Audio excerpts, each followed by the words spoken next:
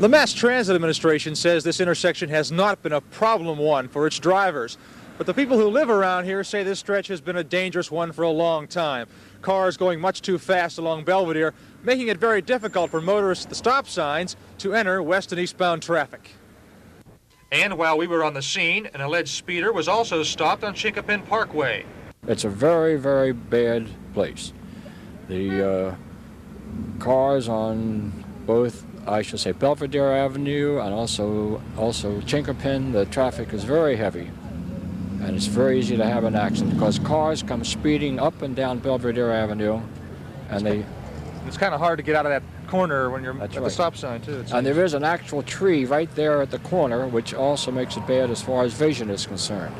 I don't know what we can do about it. All we can do is ask the city to improve the streets, improve the safety of the people and the community.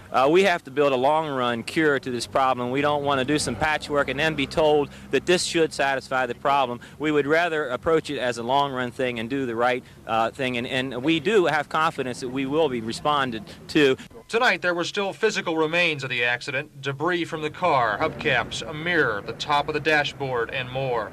The community will do a traffic survey and present it to the city. We'll try to get a stoplight there. Everyone was saying it's the same old story. Something terrible has to happen before anybody does anything to make the intersection safer. Wayne Lynch on the scene in Northeast Baltimore. Traffic investigators were on the scene again early this morning, measuring distances and curves at the fatal intersection. Measurements that could be important in possible court action. With the weight factor of the bus being 27,000 pounds approximately and the car, it could determine speed, if any. Yinger says witnesses say the bus seemed to be doing about 30 miles an hour when it slammed into Mary Meager's car after she rolled through this stop sign. 5 years ago, the Baltimore Transit and Traffic Department decided to put a traffic signal a block away at the intersection of Northway and Chinkapin rather than here at Belvedere.